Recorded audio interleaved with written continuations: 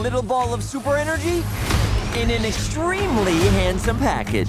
On my planet, people were always after my powers, so I came to yours. It gets a little lonely, but that's okay. I am living my best life on Earth. Ow! Let the plate Sonic! Let the bitches mount also Sonic! Ugh, I can't with that guy.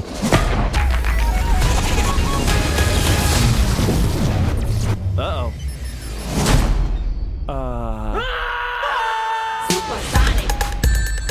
Why are you hiding out in my garage? They're coming for me! If they steal my power, they could conquer the universe. You have to help me. No, I don't. Please, it's life or death.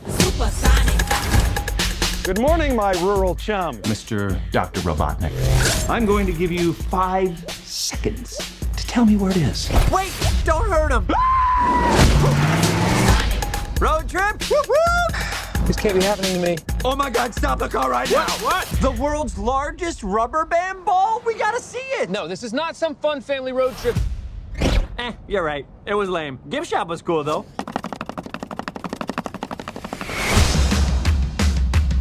Whatever this creature is, I'm going to uncover the source of its power. Yeah, hey.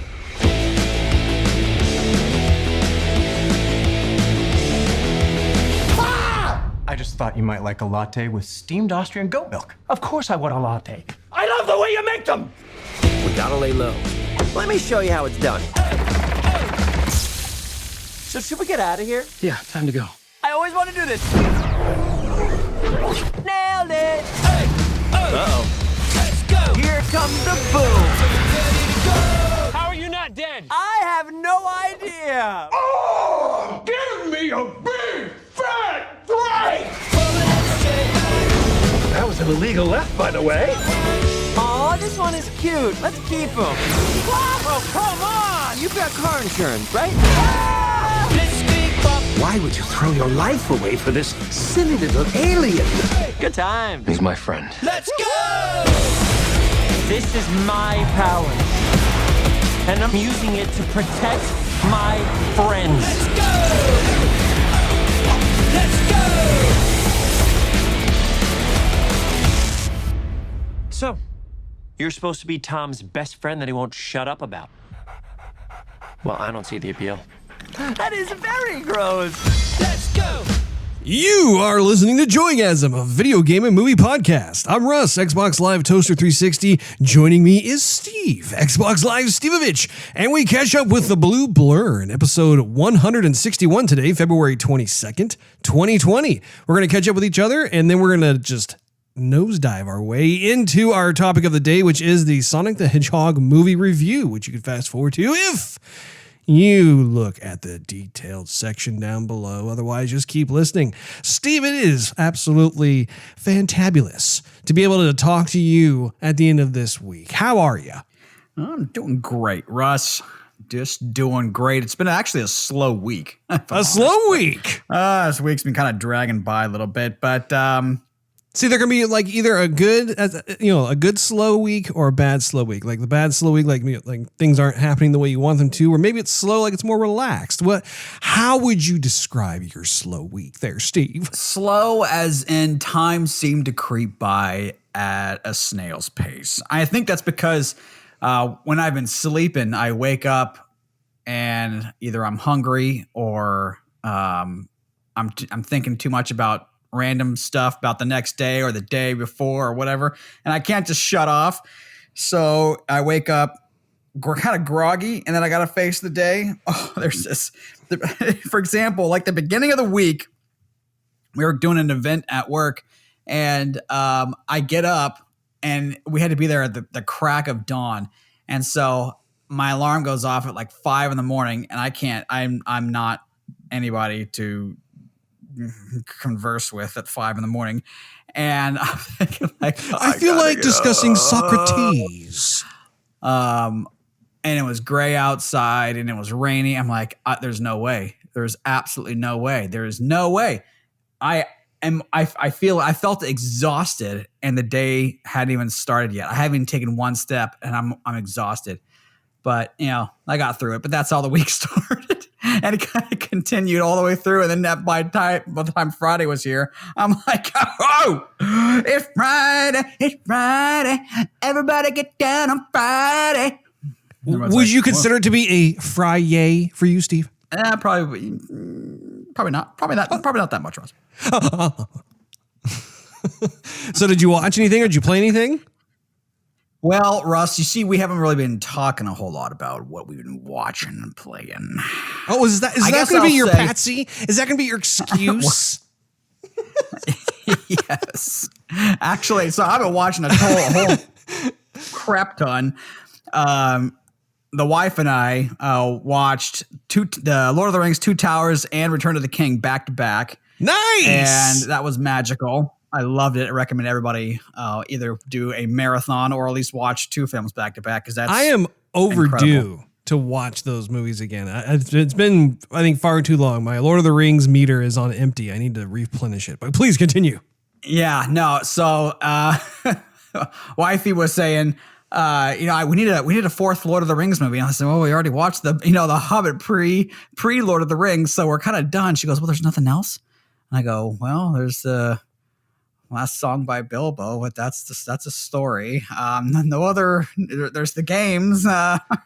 See, that's when you take that opportunity to be able to bust into like your Gandalf impression and start to like just talk like Gandalf around the house.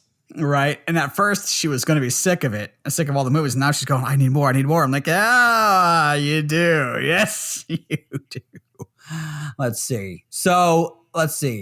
We watched, we've been binging, and actually we had to stop because I more than her, but actually both of us it was so intense. We were binge watching season 7 of 24. And at first she wasn't on board, and now she is on board. But man, the show is so intense that it's hard to calm down after watching a show or two. We can't watch more than 2 in a night. But season 7 is still, that show keeps on cranking on and on and on and on. I only got one more season. I think and the whole series is done. But yeah, I think you're reaching the end of it because I don't recall there being any other seasons after like season. I figured there were like season 8 or season 9 was kind of the end of it. I think there's 8. I think I looked once and I thought there was 9, and I looked again when we were watching, and I think there's only 8 now.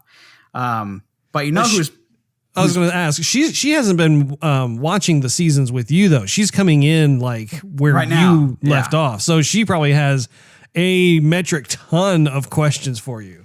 Yes, she does. And I'm having fun telling her about all the characters and what's been the backstory and whatnot. So that's been cool. But who's the president? This was a very nice surprise actually. But who's the president in this one is her name is Cherry Jones, and she is the officer from the movie Signs. You remember Signs, the Mel Gibson and Joaquin Phoenix? Yeah, great movie. And she only plays a small part. She's the police officer, but she plays a great part for as small as it was. And I always thought, I want to see more movies with her in it. I thought she did a great job. And so when I saw her as the president, I was like, yes, she's perfect for this role. That's awesome. So anyhow, she's doing a great job. But anyhow, so we're almost done with that. We're on like the last disc, but we just had to take a break.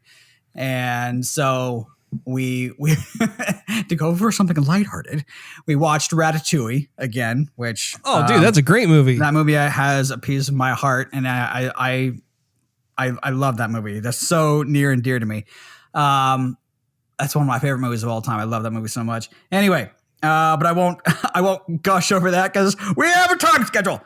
So that's I think finally we watched Hidden Kingdom with Jackie Chan and Jet Li, which that was pretty entertaining.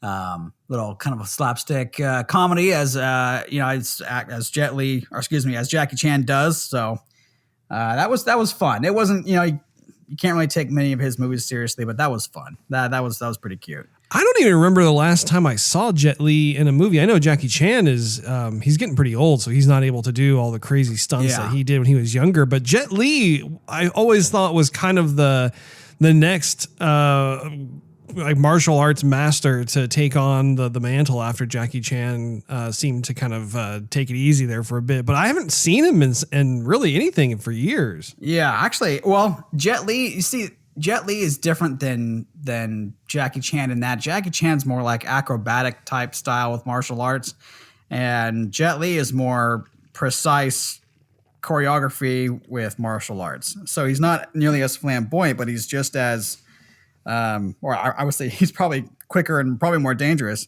But actually, I think Jackie Chan is coming out with a movie and with Arnold Schwarzenegger, if I'm not mistaken.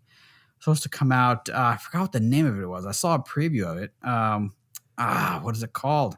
I'll have to look into it. But yeah, he's actually. I think it's the Iron Mask, if I'm not mistaken. Okay. Maybe I'm wrong. I don't know. I saw a preview of it on YouTube, and I was like, "Wait, look at that! Oh, that's Arnold Schwarzenegger and Jackie Chan." I would never have thought those two would be together, but okay. Anyhow, and I should tell you, I nearly rage quitted on Star Wars Jedi Fallen Order when I was fighting. What's the guy's name? It's you're on the very bleak red planet with all the zombie sister chicks with green eyes. The guy's name starts with an M, and is the planet called? It's like it starts with a D, doesn't it? Or like Jamora or Dothamir or something like that. Dothamir, that's what it was. Yeah. Had my consonants and vowels kind of jumbled up there. Yeah. If you rearrange them, it says Dothamir. Right. So I knew I was going to fight that dude at some point, and I did. And he takes so many cheap shots. I mean, I keep on reflecting back to the podcast we had on what makes a good boss fight. And I remember what I said. I remember what you said. And I there's so many cheap shots he takes where it doesn't really necessarily obey the rules of what the game establishes that you can do. I can't stand it. So anyhow, I by a mistake, I figured out his weak point or just something that would whittle down his health. And so I kept doing the same thing. And I took two breaks. When I got all the way to I'm going to throw my controller through the screen. This is it. And then I would stop. I'd play some Clash of Clans. I would maybe eat a bite of chocolate or something, cool off, get a little bit of milk. And then I would come back up and try it again. And finally I bested him. So just so you know, you are not alone. That boss fight is probably one of the more annoying boss fights. I was the same way. It took me several times to get past that boss fight, and I found myself getting pretty aggroed over the whole situation. Yeah. So the late night hours of 2 a.m. in the morning, I swung my lightsaber and I snuffed out my opponent upon the mountainside. Excellent, I say. So, but you haven't beaten the game yet, have you? No. So where are you now? So just that happened last night. Okay, so you didn't play any farther. Okay. No. I got back in the ship and then I left. And that's it. That's where I saved. I love that planet, though. That planet is so well done. Just looking at the environment art, the way everything is laid out, I was thinking, man, this is really cool. I can't take I don't know why it's only a special move for you to use two lightsabers. Why don't you just use them two swords? Why are you only stuck to one sword or like a bow lightsaber, but you can't just keep two lightsabers like he had? Because you can do a move where he breaks off the bow or detaches it, I guess, and then he has two lightsabers, and then he does one move where it's like a horizontal down slice, and then he puts them back together, and then he's back to fighting. Right. Why can't I just keep two lightsabers? Well, you have to have something for the sequel, Steve. Yeah, I guess. Plus, too, I mean, the voice. Go ahead. Sorry. I was going to say the voice of that dude, whatever his name is, start with an M, the baddie. He was the voice, the actor who does that was the actor who played Spartacus in the later Spartacus series on Stars. It started out as one guy, and he passed away due to cancer, and then this other guy took over and then did that series, and then I never really followed him, but I recognize because he kind of has this it's not nasal per se, but sometimes he sounds like he has a stuffy nose, or maybe like he broke his nose or something early in his life and it never corrected, but I can hear that transfer when he says his S's. And so when the villain was speaking, I'm like, that sounds so familiar. I've heard this before. And so I had to MDib it, and I was correctamundo. Nice. I don't know at all the sound from the voice of the actor. I for one was not able to place him.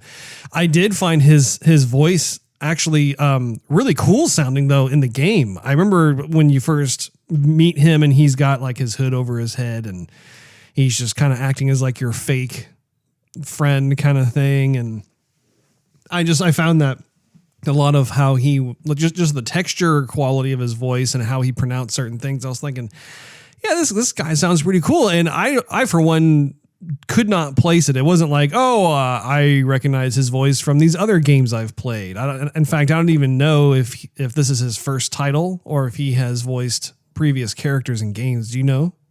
I don't know if he's done previous games per se.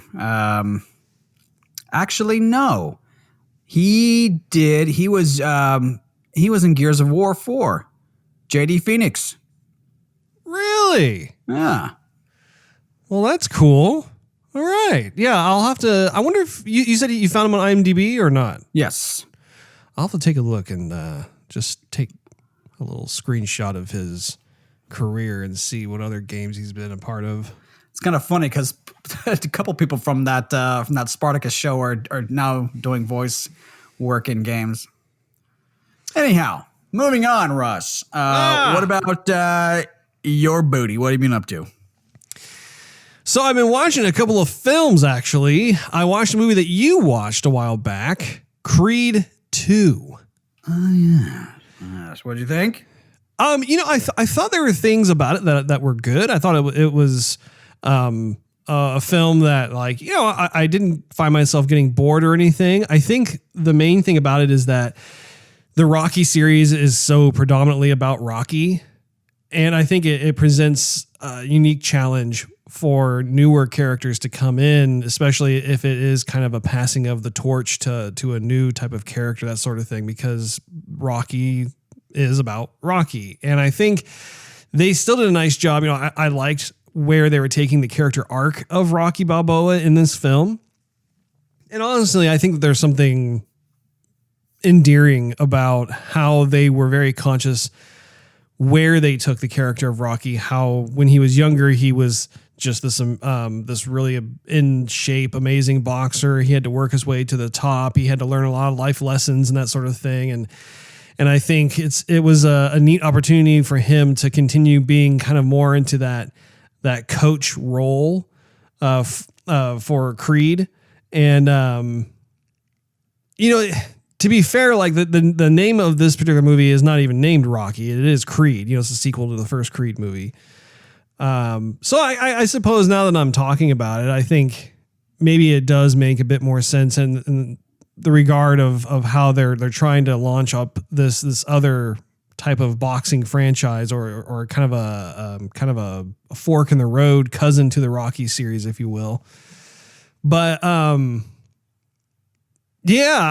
there were things I liked about it, and there are other things where I'm like, yeah, okay. I don't think that it is anywhere near as good as like Rocky 1, 2, and 3. And but I will say that some of the more later films, I think it stacks up pretty well. I think Michael B. Jordan did a really nice job. I think that this type of role fits his physique, it fits his acting methodology, and I liked where the story was going. I thought it was really neat how his girlfriend, who he ended up, I think, getting engaged to, how she was the singer who also was almost completely deaf. She had to wear hearing aids and how they had certain things happen. I don't want to go through the whole entire plot, but I found myself really liking how they stuck with very real world situations and events that just people in everyday life come across. And so I thought that was pretty cool. And then I also watched Overlord. Did you ever see that movie? It sounds familiar, but if I did, I don't remember enough about it. So Overlord was that like almost like survival horror type of movie. If you recall, we saw the trailers for it where it takes place during World War II and the Nazis, and they focus on how these paratroopers are trying to infiltrate some sort of Nazi science lab thing, and they have some sort of serum that they're giving their hapless victims that makes them look like they're almost like the undead zombies or something like that. Do you remember that? I think it came out like a year ago or 2 years ago. I don't.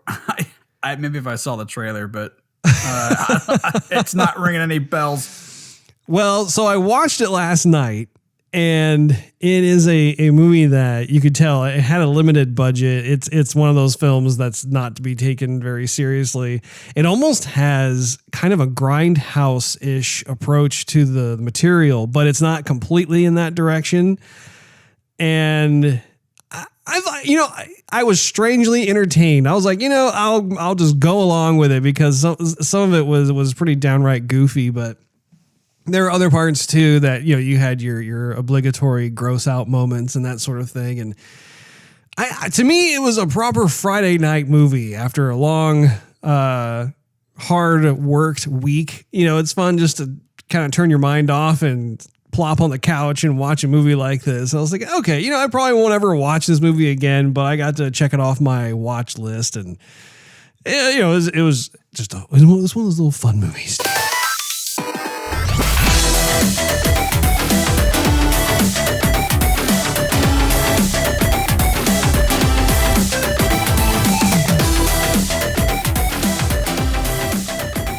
Well, collect your Chaos Emeralds and go supersonic. It's time for the topic of the day.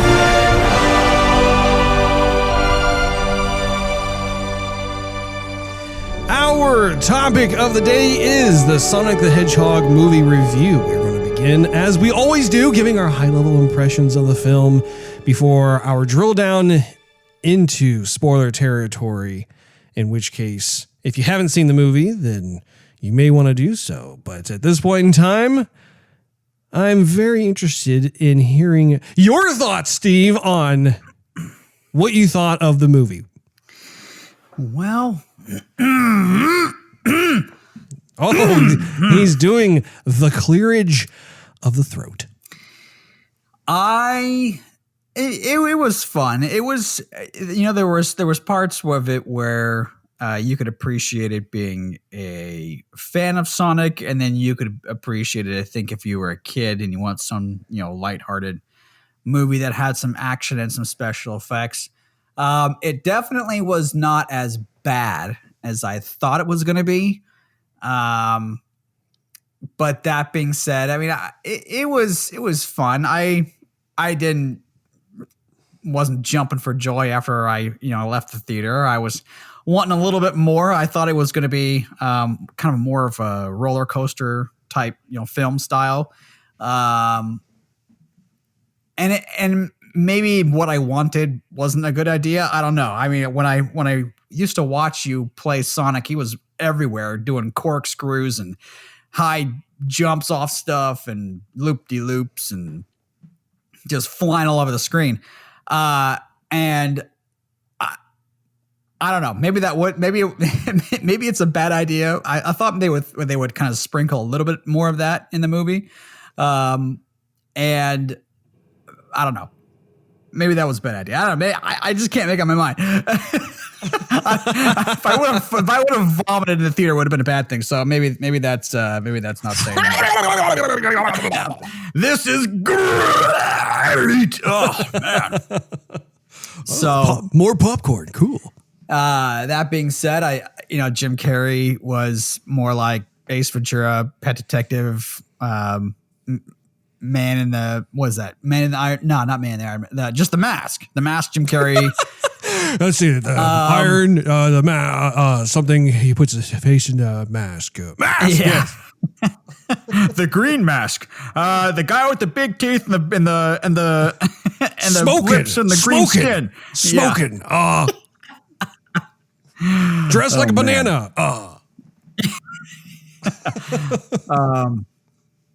By the way, what's her face is in that movie? I think that was the first time we saw her. She was also in Charlie's Angels. I forgot, but I remember when we saw that movie in the theater, we were like, "Oh my goodness, who is that on screen? Who was that? Oh, good grief, it's gonna kill me. I gotta look it up." But anyhow, so I thought about Cameron Diaz. Cameron Diaz, yes, yeah, very young Cameron Diaz. Yeah. Anyhow, the jokes I thought were, they were chuckle worthy. I didn't find it hilarious or anything, but I thought all the actors did a great job. I thought the story was fine. I thought the story, how they wrote it was good to push the plot along. I think they took a little bit of liberties of not explaining certain stuff. It's more of a kids movie, I think, than an adult movie, so I think they can get away with a lot of that. But there was more like Sonic abilities that I was hoping that I would see and did see.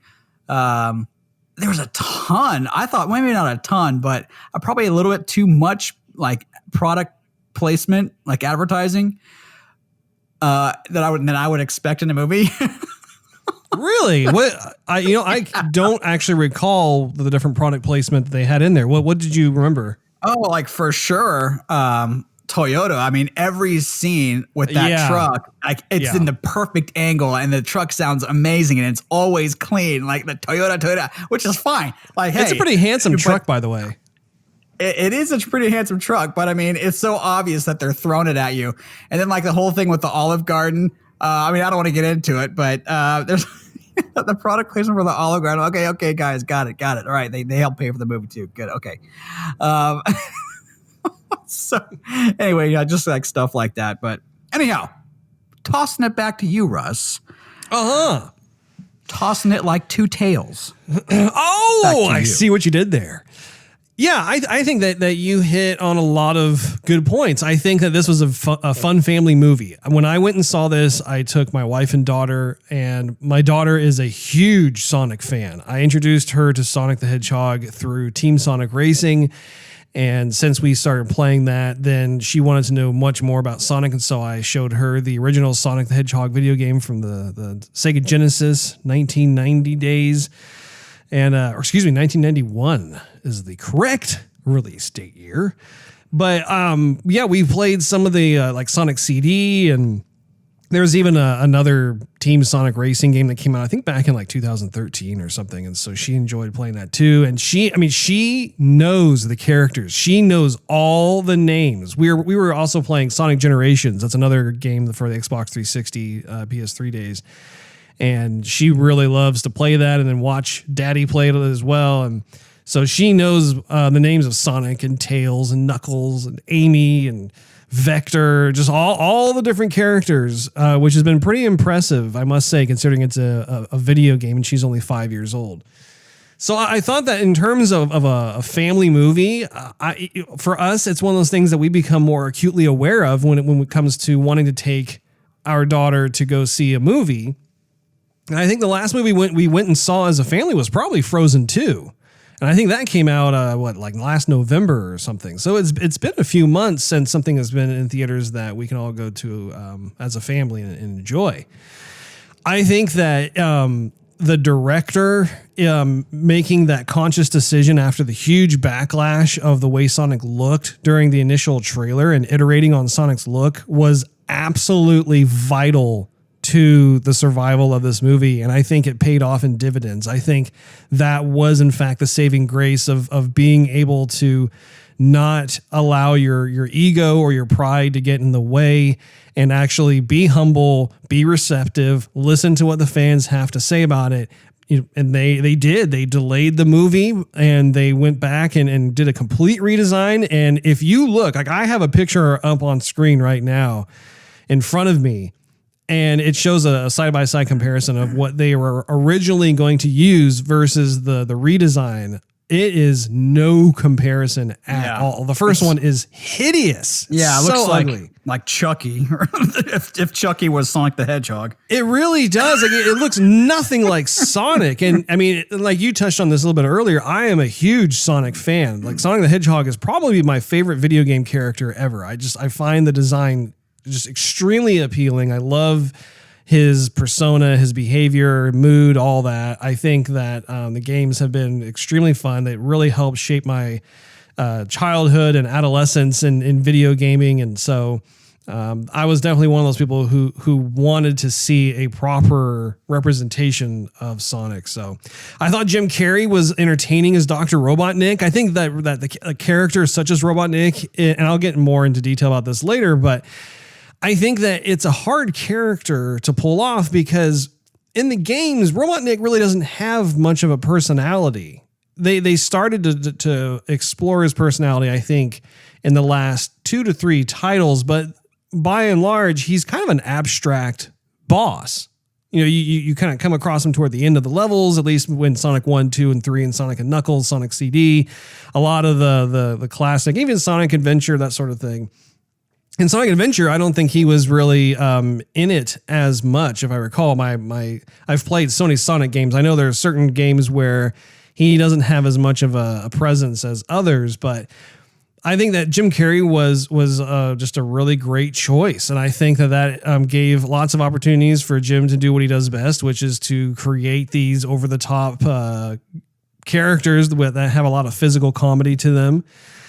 And I got to say, if you told me way back in the early 90s that Jim Carrey was going to play Dr. Robotnik in a Sonic movie, I would never believe it. I think I would say you're nuts. And I think it's just crazy how, oh my gosh, here we are. It's 2020. We have ourselves a Sonic the Hedgehog movie, and Jim Carrey is back to his old antics of like what made him super popular and famous in the first place, which is the old school Jim Carrey of the 90s. So I thought that was worth mentioning that. I think that this is actually a video game movie adaptation done well. I think that if you think about the other video games that have been turned into movies, they haven't really been all that good. Like I know like a long time ago, like there was a Super Mario movie and it was just awful. And there was a Mortal Kombat movie. That one was actually okay. I think you and I have kind of talked about that off and on about how for its time, it actually was okay. And I think that was the general consensus of the fans who went to go see the movie, is that it could have been a whole lot worse than it was. And it was pretty okay. Am I accurate in that? Yeah, it definitely was not bad. It was, it was pretty low budget, but it wasn't bad. But they are making another Mortal Kombat movie. Did you know that? Yes. Yeah, I figured we'll get into that a little bit later too. Also, there was a Street Fighter movie that had Jean-Claude Van Damme. And, again, it was okay. I'll give it that. Again, it could have been a whole lot worse. But at the same time, it could have been a whole lot better. And I think one of the things that Hollywood has struggled with, and I think that this also, by the way, has to do with comic book movies, is early on, Hollywood didn't know how to really embrace the subject material from comic books. And so when you look back at the older comic book movies from like the late 90s, early 2000s, they are a pretty substantial departure from the Marvel Cinematic Universe movies that we've enjoyed over the last 10 years. And I think it's because you actually had someone like Kevin Feige who said, no, like if you want to make this work, you really have to embrace everything that has to do with these characters. And I think that they have obviously benefited very well from that. And I think it's the same thing with video games. I think that with video game movie adaptions, I think that Hollywood needs to also really embrace the subject matter of the games that they came from. And I think there is a bit of a challenge around that just because games are fundamentally different than movies, even though the two industries are becoming more and more aligned and almost starting to have kind of a blending. I still honestly believe that, when it comes to games, the predominant force behind games is the fact that you are playing in something that's interactive. It is a game. The gameplay mechanics are there. The story acts as kind of a purpose or reason to exist in this world that's been fabricated. But oftentimes the story tends to kind of play second fiddle, which, honestly, it should to the gameplay mechanics. That's why you're playing a game as opposed to just sitting down and watching a movie and being told a story. When it comes to certain story-driven games, though, I think that the story certainly almost plays at the hip with the game itself because the story itself becomes much more of a critical component. But I think it's worth noting when it comes to Sonic that the movie blasted its way to an astonishing $57 million opening weekend domestically. And as a result, it now stands as the highest opening weekend for a movie based on a video game, which, by the way, it beat out last year's Pokemon Detective Pikachu movie. And that's no small feat. A crazy good movie that was.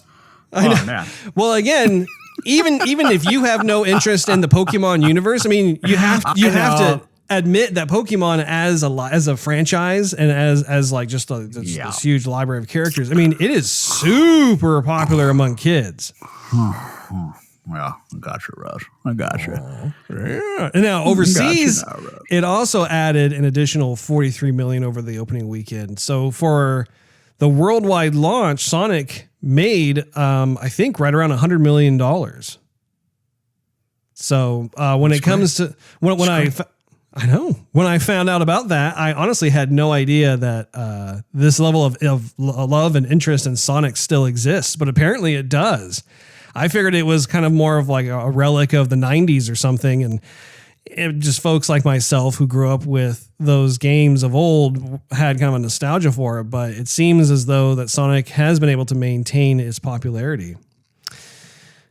So I will say that I had a fun time watching the movie. Steve, why don't you spin dash your way into that spoiler elevator with me? Oh, look, we're already at the spoiler floor. That was the fastest spoiler elevator I think we have ever been a part of, if I do say so myself. I have to say that where I was sitting in the theater, there was a gentleman to my left who, I don't know if there's some convulsing belch illness out there, or he was just someone who found relief or mild entertainment by burping on command. But the entire movie, and he wasn't like belching so loud it was disturbing, but I was sitting right next to him and he was constantly covering his mouth, but like every few minutes I heard this he'd go, and then he would eat a little bit more popcorn, or he would just sit there and then he'd go like, what is your deal? And it could have been a lot worse, but that happened through the whole movie. And then I think some dude brought his grandkids to see it, and he passed out to have the nap of his life. And like towards the end of I could always hear something, but it was tons more sound effects going on where I could kind of filter it out. But towards the end of the movie, all I could hear in the back was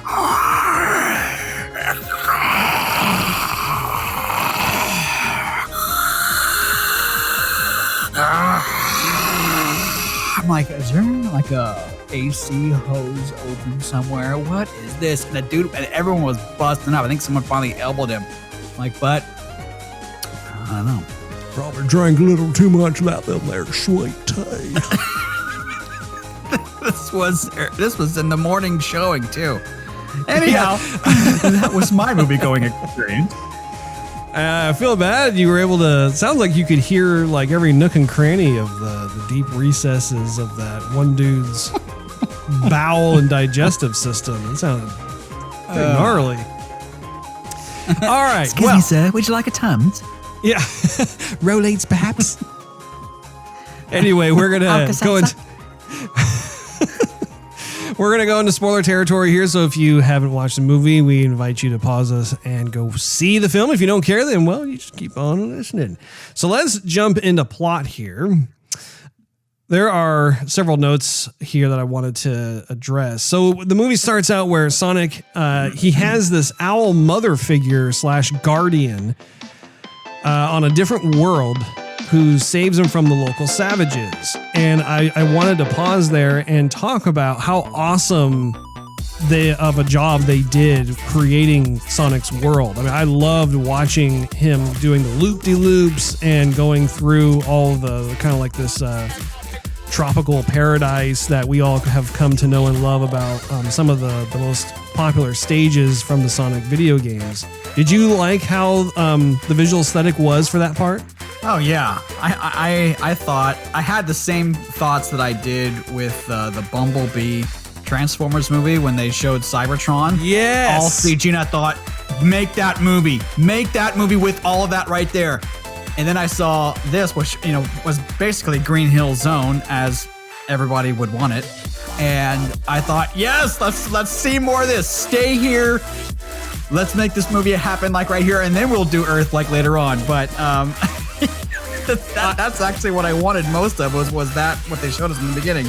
Yeah, you hit the nail on the head. I'm so glad that you brought up the Transformers thing, because the Bumblebee movie, it was like the first like 10 or 12 minutes of the movie. I remember you saw it before I did, and so you were saying, yeah, you're gonna like geek out during the first 10 minutes of this movie because. And you wouldn't go into detail at the time, but you're just like, just trust me, you're gonna love it. And you were right. I remember watching them thinking, man, I want a movie like this. This is exactly, I want like 2 hours of just that. And I think it's the same thing when it comes to the Sonic movie, where seeing it was such an idealized vision where we saw his world that was no longer confined by pixel art or limited polygon counts or anything. I mean, you saw Green Hill Zone and you're like, oh my gosh, yes, I want to stay here. This is fantastic. And everything about that they did, you could tell it was a love letter to the games. Yeah. Like you could tell like the artist really wanted to properly represent that, which I thought was super cool. So having said that, well, there are some kind of savages that were after, and this is kind of baby Sonic. He's not full grown yet, so the owl is protecting him and introduces him to the concept of the rings. And I thought what was really cool is that the rings can be used as portals to other worlds. And if you think about the video games, if you get at least 50 rings or more in the games, then it creates that huge ring that you can jump into when you reach the end of the stage, and it takes you to the bonus stage. So it is a form of a teleportation, if you will. And in the film, Sonic finds himself alone on Earth. And so, I mean, in my opinion, I think that it was a good vehicle that ties into the bonus stages from the game. Did you like that? Yeah, I thought I didn't know how they were going to incorporate the rings into the movie, but I thought it tied in very well. It also kind of tied in, well, I don't know about tied in, but it also left the door open for maybe, I guess, Sonic lore, if you will, where it's obviously where he came from. They have some magic that can go to different worlds, and in the beginning, you would think that, I guess the owl's name was Talon. You thought Talon died, but Talon didn't die. And obviously Tails comes from that same world, so it still exists, and the evil tribe didn't take over, whatever. I was hoping that you saw Tails. I wasn't sure if you like bolted out of the theater if you saw that, but that was like such a really cool Easter egg. Yeah, it was. And so I appreciated how they did incorporate those rings. I was hoping they wouldn't do it too much, because that would just be Sonic collecting rings throughout the movie and not driving a story, which everyone needs a story when they go watch a movie. So I'm glad that how they used the rings as something that was very precious to Sonic. And they only spilled the rings like once, and he just collected them all, and that was that. Which was cool too, because it made sense, like, from the game, if you get hit, you lose all your rings, you got to collect them again. I liked how they made it something into a purposeful thing that, like, still it harkened back to some of the stuff that you recall from the games. Right. Yeah. So yeah, no, I was with it. So let's see. So he spends the next 10 years, I think, in Green Hills, Montana, which was awesome. I loved how they called it Green Hills, just like, Green Hill Zone from the game. And he's becoming increasingly lonely. And so Sonic gets upset and creates some type of sonic boom, which knocks out power to the power grid in the Northwest. The U.S. government hires Dr. Robotnik to investigate. Enter Jim Carrey. And I think, personally, this is the Jim Carrey from the good old days. Like, this is the Jim Carrey that I have always, I think you do too. I think that we loved growing up was we would watch In Living Color, and we'd watch him on there, and he was like our favorite on that TV show. And then when he started making movies like Ace Ventura and The Mask and Dumb and Dumber, that sort of thing, the slapstick comedy, that was absolutely what just put Jim Carrey head and shoulders above all the other comedians, in my opinion. And then subsequently, he kind of got obsessed over wanting to do more serious roles, which it really confused me, because I'm thinking, man, like you know that like your calling, your talent and everything is in making people laugh, and that's not an easy thing to do. That's a very hard thing to do. And I appreciate him as an artist wanting to expand himself a bit, but I think he did himself over the long term a bit of a disservice, because there is a lot of other kind of baggage that has kind of been heaped on in terms of who he is and what he's interested in and what he's doing and roles and that sort of thing. And so I, for one, was very pleased to see him go back to his roots. What do you think?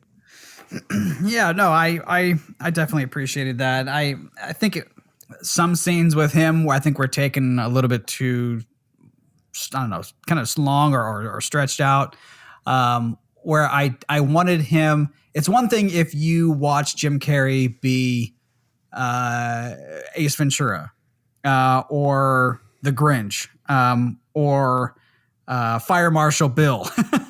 But I think if he acts like Ace Ventura in another movie where you're not thinking of Ace Ventura, it makes you think of Ace Ventura when you're trying to think of a different character. So I think he was walking in kind of a tight line, and I think some scenes with him were just a little bit too drawn out, like the scene with when he first makes his introduction with the general, and that whole joke of basically him telling the general he's not important and no one's as smart as he. I thought, okay, I got it. I got the joke. I laughed. Now it's not funny anymore. That kind of thing. Or that whole dance scene. I thought, okay, yeah, it's funny. I get it. Okay, move on. And I kind of thought, okay, this is just Jim Carrey being wacky. And maybe those scenes weren't for me. Maybe little kids will laugh at him more than I did. Yeah. But anyhow, so I liked Jim Carrey the way he was. I just kind of wanted him to do something a little bit different other than be his, because if you think of him in Dumb and Dumber, he was funny. He was hilarious in Dumb and Dumber, but he wasn't acting like Ace Ventura. Yeah. Yeah. I think that you're right. I think he was having to walk that tightrope of having both the adults entertained as well as the kids, because there are clearly going to be kids that are going, so those those two scenes that you described just now, I think were much more for the kids. And I also think too that when it came to him talking to the general, that is one of the scenes that they just played ad nauseum during the trailers. And so I think a lot of the initial charm and funniness wore off. I know for me, by the time I was watching the movie and we got to that scene, it's like, okay, this is like the scene from the trailers that introduces Jim Carrey. So I was kind of feeling like that part of it was a bit tired, but it's not neither here nor there. It's just a byproduct of the marketing. So Dr. Robotnik becomes obsessed with finding the alien animal in order to harness its power, and has many types of machines to help him do so, which is just like from the video game. And again, I find myself appreciating how they took those simple antics from the game and then applied them into something that's, like I could actually suspend my disbelief and believe, the way that they approach this subject material, I think it could happen in the real world.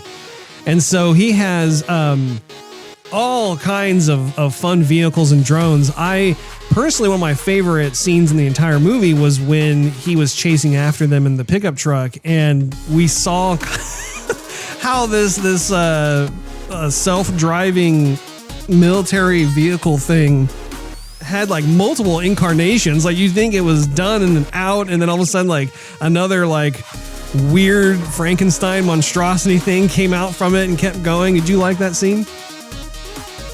Yeah, I thought that was pretty good. I didn't know how they were gonna.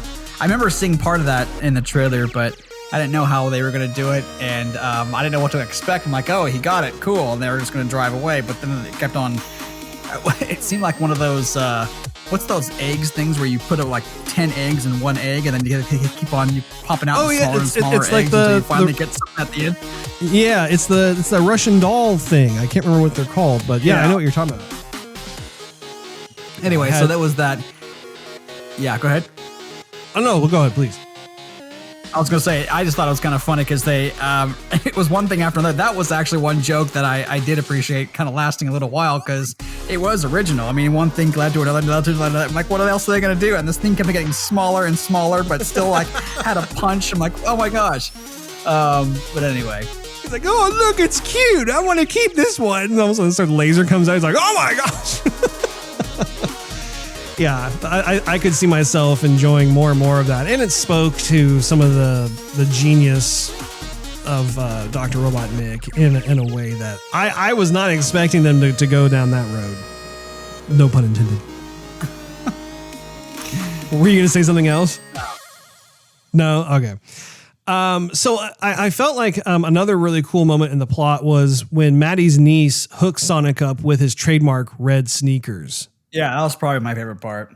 Honestly. Yeah, that definitely one of the highlights of the movie. I thought it was really, really cool how when we see Sonic, how he's just found some beater shoes that don't even match and how he's just getting by with what he can find. And it was cool because, again, they took their time with some of the key elements from the game. And of course, Sonic's trademark red shoes, those are definitely something that is part of the branding that is Sonic. And I loved how he didn't just automatically have those shoes ready to go. And I thought it was actually a terrific opportunity to be able to give purpose to the niece and how she saw that Sonic didn't have good shoes. And she brought in these pair of, I think they were like Pumas, I think, if I'm not mistaken. Yeah, Pumas, yeah. And I love that scene. I thought it was touching. I didn't think it was cheesy or corny. And again, because these things tend to have more of like an abstract presence in the games, I know that I think if I remember correctly in the canon, how like they kind of explain that Sonic does in fact receive his shoes from something. I can't remember exactly what it is. Like they did a little teensy weensy bit of plot for that in the games, but hardly any. And so I found myself totally accepting this version of creative license with it. I'm glad you did too. I was wondering when I was watching, I'm like, I wonder if Steve is going to like this scene or not. Yeah, no, that was definitely my favorite scene in the movie. I mean, you would figure that was something that you can, I guess, bring some logic to in the movie where, I mean, Sonic's running blisteringly fast and his shoes are just going to wear out. I mean, he doesn't have magical red slippers. There's no place like home. There's no place like home. And so his shoes are going to wear out naturally. And so when his shoes wear out, I think actually when Dr. Robotnik took an X-ray of that, or not really an X-ray, but a mold, and was able to determine the entire skeleton of the creature or part of the creature just by the footprint. I thought that was kind of cool actually, but it showed that Sonic had what looked like to me a broken toe. Maybe that was just something that didn't come up on his image scan, but it looked like Sonic had a broken toe, which would indicate, maybe he going so fast, he hit his foot against something, and his shoe obviously had a bunch of wear and tear and holes in it. And so anyhow, fast forward. I just thought I thought it was a really cool scene. I think sometimes in movies, screenwriters or directors get too caught up on how bad humans can be. But they don't really show the good side of what humans can do. Excuse me. And so this sweet little girl saw that he needed shoes, and she had an extra pair that she wasn't wearing.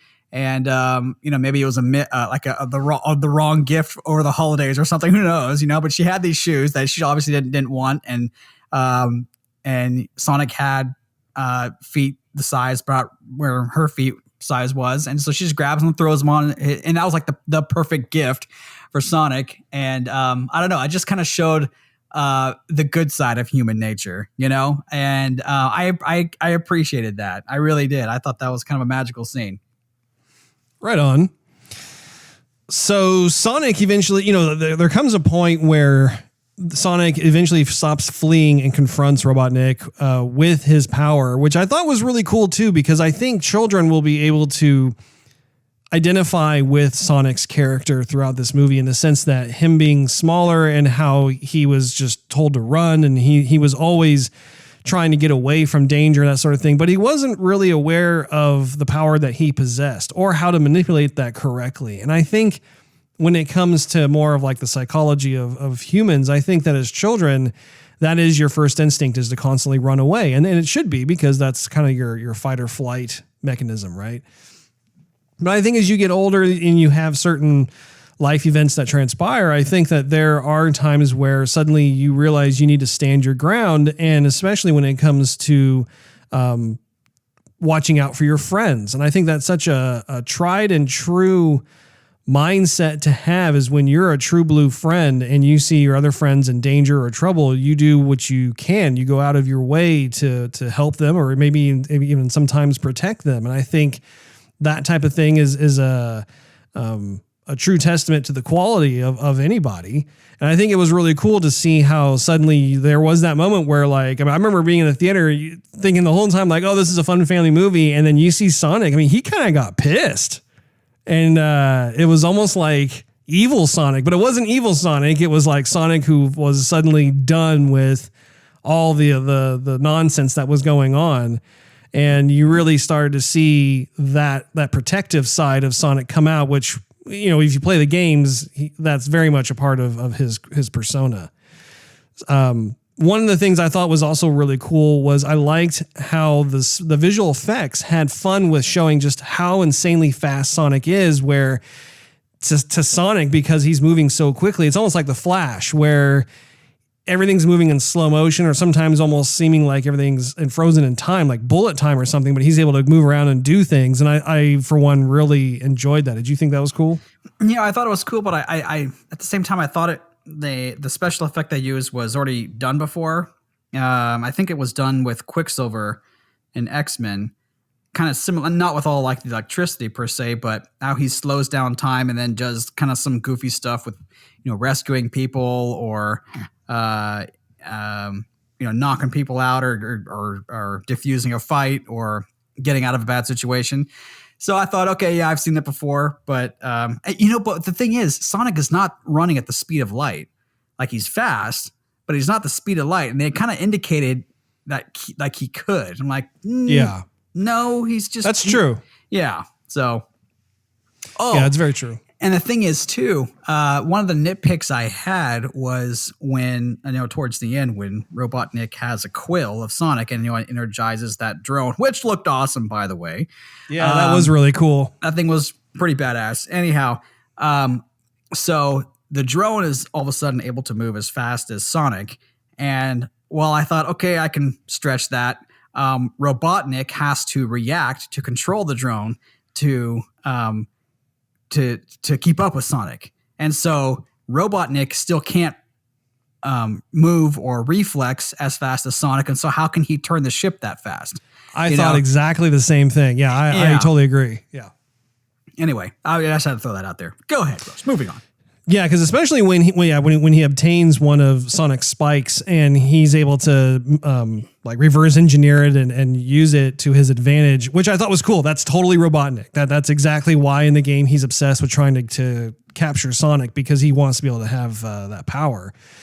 But at the same time, I thought the same thing. I'm thinking, wait a minute, he's going almost as fast as Sonic, but there is no way he could have the same type of response time that Sonic has. I think that probably would have been better handled if, like, say, within Eggman's tech, how like he was able to, have the ship hone in on Sonic's signature or something like that, or basically have some form of autopilot.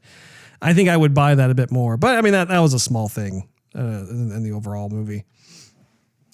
Changing gears over to the characters. There's not a lot of characters in here. There's really only 4 main characters I wanted to touch upon. I found myself enjoying James Marsden as Tom. He's the Tom Wachowski, the sheriff, I guess, of the Green Hills. I thought he was really good in this film. What do you think? Yeah, no, I thought he did a great job. I would think it'd be difficult to try and act with a creature that's not in front of you, something that's going to be animated. And, who knows if they had, someone dressed up in a green screen kind of outfit or what. But, he really played it off as someone that he is for sure talking to. And like his eyes were looking straight at Sonic and not away, like I'm looking in thin air and having a conversation with something that's not there. It's fictional. It'll be on screen, but it's not in front of me, And so, I've seen a ton of movies where they blend the real life with the animated, and you can kind of tell the director says, okay, after you say that, pause for 13 seconds and then say your next line, because the animated whatever is going to have to respond to you. And he I don't know, he definitely pulled it off where I could believe that he was talking to Sonic and could hear Sonic talking to him. It didn't seem fake at all. Yeah. But I actually thought he and Tika Sumpter. I thought they had great chemistry together. They did, didn't they? I absolutely loved watching them on screen. And I kind of wondered what the whole story was with her sister, like why she hated him so much. I'm like, what is going on here? The guy is totally cool. He's stable. He's responsible. He loves your sister. He worked through like 2 or 3 jobs to put her through college. Like, what's wrong with this guy? Why do you hate him so much? And I was like, I don't know, something they haven't really addressed in the movie, but like, there are always family members who have, I don't know. When you look at extended family and that sort of thing, sometimes you can have a family member who is a conspiracy theorist, or maybe just plain out doesn't like your spouse. And so I just bought it and kept going. But I did. I mean, Tika. Okay, can I just say Tika is gorgeous? I don't think I've seen her in anything else, and all of a sudden she comes on the screen. I'm like, oh my gosh, she's beautiful. Yeah. I think she was on one of those model shows, and then I think she's had some bit parts. I haven't watched anything that she's been in, but Sarah, my wife, has, and said that she's seen her in a couple different movies that she's seen. Yeah. Well, I think that they both did a really nice job, and I thought they made an adorable on-screen couple. The final person I wanted to also give special mention to is Ben Schwartz, who's the voice of Sonic. I really thought that was a great selection for the voice. I thought that if I had to go through and try and figure out, okay, what would a movie version of Sonic's voice sound like? I thought that was perfect, honestly. Yeah, I hear you. So anyway, I think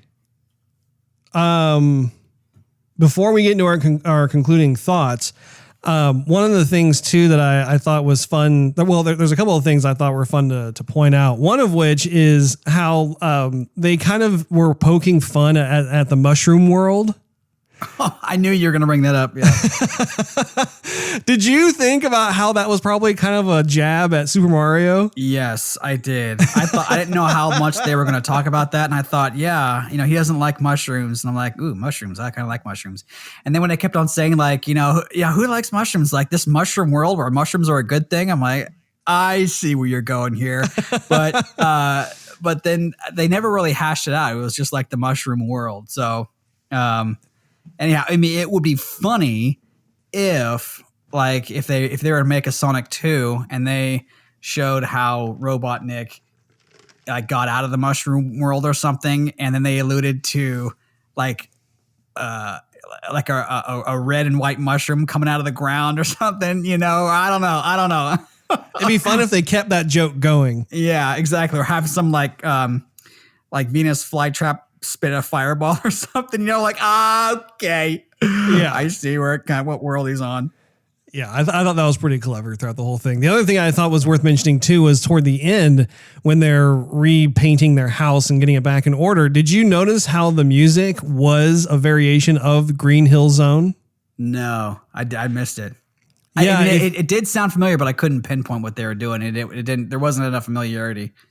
My daughter totally called on it too. We're watching it and you hear the piano playing. It's like da da da da da da da, and my daughter turns. She's like, "That's Green Hill Zone." It was the funniest thing. So, and you could hear murmurs from other people in the audience too who picked up on the music itself. So I thought that was pretty cool. Well, tell me your concluding thoughts as well as your rating of the film. So, I mean, like I said in the beginning, I thought it was better than I originally walked in there thinking it was going to be. I would have to say that for a video game movie adaptation, which I never even thought was going to exist, because I've seen the Sonic the Hedgehog cartoon. I'm like, yeah, not for me. I thought it was pretty decent, and it definitely was not made for someone like me. But however, I thought it was scripted the best it could possibly be, and I mean, kudos to whoever wrote the script. I thought you did a great job. Sorry, I don't know your name, but I would have liked to see more of what I saw in the beginning. I thought that would be the ideal Sonic film. I like how they kept the door open for sequels to happen, and I think the computer effects for how they made Sonic, where it was fantastic, and they showed a little bit of Tails there at the end, and I thought Tails looked great. I thought that's the best way Tails is going to look on screen, and I guess what I wanted to see more of is I wanted to feel how it would be if I were just to see a GoPro that Sonic was wearing, that would have been, I think, the cat's meow. And that's what I'm used to watching you play the games. I'm used to seeing Sonic just jump everywhere. He's speed of light. Still, if I see Sonic being played today, he's still fast. And that was 16-bit era. Compared to today, it's still fast. And so I wish I would have seen more of that. And towards the end, for example, when he's trying to get his rings off the top of the I forgot what building that was, but I thought, well, in the game he can go like vertical. If he gets enough speed, it shouldn't be a problem. And I was waiting for it. I was like, come on, just show me that. And they didn't. And then and then towards the end, also, I thought he was going to charge up and do that into that little ball that he does and launch. The spin dash. The spin dash, and that didn't happen either. I'm like, come on, what's going on? That's just Sonic's trademark ability. Anyway, so I mean, they didn't give me some stuff that I was hoping for, and I hoping if they were to make a sequel that it wouldn't just be on Earth, and that they would actually go back to a different world that could be more computer generated. We can kind of see the world of Sonic. I think they did the best with what they had, but I think the hats off to the actors. I think they did a great job. I think the script was wonderful. I just kind of wanted to see more of the world of Sonic. But at the end of the movie, I will tell you, I think the movie was the perfect length. I wouldn't want it any longer. I wouldn't want it any shorter. But at the end of the movie, I was done with Sonic. I thought, okay, I'm done hearing them talk. I'm done with the wit. I'm done with the dancing. Yeah. I've had enough. Okay, I'm done. I'm done. Yeah. So, anyhow, and I think that movie, if they ever get 3D right in films where it doesn't give me the headache, I think that would be a great movie to have in 3D. But anyway, I appreciated the lightheartedness. I just think that they did the best with what they had, and as far as a video game to movie adaptation, I thought it was great. I just don't know if yes, I want a sequel, but no, I don't really care to go see this one again. So, I mean, I would say I would have to say a 2.5 for me. Okay. Well, let's see here. Let me collect my thoughts. I think this film could have very easily ended up being horrible, but it really was not, in my opinion. I love the new look of Sonic and think that Ben was great as the voice of Sonic. I think Jim Carrey was a great choice as the villain. I agree with you in the sense that I would like to see more of a focus that exists in Sonic's fantasy world. I think when it comes to the sequel especially, I think that it was fun to be able to go to Earth and be able to have that. I think that it was appropriate for the first film to be able to do something like that. But I would, in the sequels, like Sonic to either return to his world or maybe have kind of a back and forth between worlds, something like that. But when it came to this particular film, I liked how they took their time with it. I liked how it was almost like an origin story. And I liked how at the end of the movie, we see Dr. Robotnik on the mushroom world, and he's clearly lost any kind of like sanity that he actually had left. And it sets up the sequel for him to be able to come up with all kinds of crazy inventions and horrible weapons and that sort of thing. Not to mention that he had morphed into the iconic Eggman with the bald head and the huge mustache and stuff. I thought he looked great. He looked just like how he was supposed to look. I'd also like to see more embracing of classic Sonic elements, such as Robotnik trapping animals inside of mechanic monstrosities, as well as multiple inventions he could introduce throughout a sequel that Sonic has to take out. Almost like from the games, how if you have certain types of boss fights and that sort of thing, how he would come across these types of things that he'd have to do. Not so much a literal translation of the video game itself, but having certain nods to that, I think would be, for me, I'd like to see that. I applaud how they approach key aspects of the game, which were pretty abstract and didn't provide much explanation, and grounded them into more of a purposeful reality. I think that was actually one of the strengths of the film. And I appreciated the overarching theme of friends. I think that the idea of the importance of having friends, but more importantly, watching out for them and protecting them, I think that is a terrific principle to make sure that more awareness is built around that for kids. And of course, when it comes to family entertainment, I think it's nice to see something like that go on. I do think that there are areas that the film can certainly improve upon, but what we have is something that I think is worthy of merit, and I definitely will be going to see a sequel if they decide to make one. I think for this film, I'll probably give it about 3.5 stars for me. Knew it. I was going back and forth between 3 and 3.5, but I think 3.5 is kind of where it's at because, like I said, I think that there was a lot that could have completely made this film a laughing stock. And I got to hand it to the filmmakers. They actually did a commendable job in making something that was entertaining, that wasn't cheesy, and they were able to kind of circle the wagons and deal with some of the shortcomings that everybody was very upset about. And plus too, like I said earlier, I am in shock over how popular Sonic still is, because you don't really see, the Sega platform is, dead and buried. They just do software now.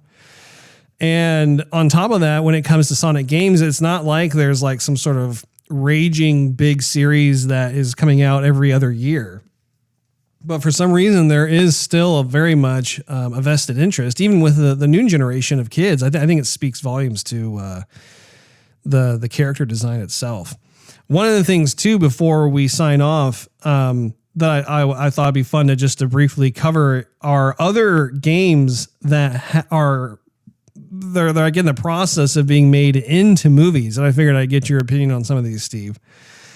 Monster Hunter, which I don't think you've played. I've played some of it. Yeah. I haven't played enough of the game to really understand the story, but I understand the context of it. Apparently that one has a release date of September 4th of this year. So we'll have to see how that ends up going on. There's also a new Mortal Kombat movie that is slated to come out on January 15th of 2021. I'm actually looking forward to that, just based on their efforts from the previous films. I think that they have the potential to really make this thing cool, and I hope that they strap a rated R on that one. What do you think? I think they'd have to. The last one was rated PG-13, and it was fine, but everyone who saw it thought, this got the Mortal Kombat name and the characters, but this is not Mortal Kombat. Yeah. Uncharted is getting their own movie, and actually Tom Holland is attached to the project as the main character. That's supposed to come out on March 5th of 2021. They have Tomb Raider 2, which if you recall, the last Tomb Raider movie that came out was, I don't even think we saw it, but it was pretty bad. Yeah, I saw it. I saw it on Netflix. Oh, you did? That's right. And it was bad, yeah. Apparently they're wanting to keep it going, so they have a sequel that's going to come out March 19th of 2021. It's crazy, like these release dates are next year. There's going to be a lot of video game movie adaptions here. Get this, they have a Minecraft movie that they're working on, and that my gosh. It's supposed to come out March 4th of 2022. There are other games that they're at certain levels of production, but they don't have confirmed release dates. There's Assassin's Creed, Borderlands, Call of Duty, Carmen Sandiego, Centipede, Contra, The Division, Duke Nukem, Fatal Frame, Firewatch, Fruit Ninja, Gears of War, Half-Life, Heavy Rain, Just Dance, Kane and Lynch, The Last of Us, Mass Effect, Mega Man, Metal Gear Solid, Metro 2033, Missile Command, Monument Valley, Pokemon, Detective Pikachu 2. That's no surprise. I figured they'd have a sequel with that one. Portal, Resident Evil, Roller Coaster Tycoon, Shinobi, Silent Hill. There's a sequel. I guess I remember they made a Silent Hill movie, but I guess they're making another sequel to that one. I saw it, yeah. The Sims. Super Mario, the movie's coming back. Oh my God. Tetris. Watch Dogs. So again, and my list is not a complete list, but I just figured I'd give you a healthy dose of just what is on the docket. And I will say there is a sprinkling in there of certain games that I think could turn into good movies, but there's an awful lot that I'm like, what are you thinking? I'll say. Any Golden Axe, any Altered Beast, Russ? I don't have that on my list. No. That wraps up this episode of Joygasm. Make sure you tune in next week. Thanks for hanging out with us. If you enjoyed this episode, we invite you to check out patreon.com/Joygasm, which is spelled JOYGA. Whoa, no, let me retry that again. Patreon.com/Joygasm, which is spelled JOYGASM, and consider becoming a monthly contributor. You'll get exclusive perks and early access to the show. Not to mention, it really helps us continue doing what we love to do. Also, you can follow us on social media and YouTube. Just do a search for Joygasm TV. Take care, everybody.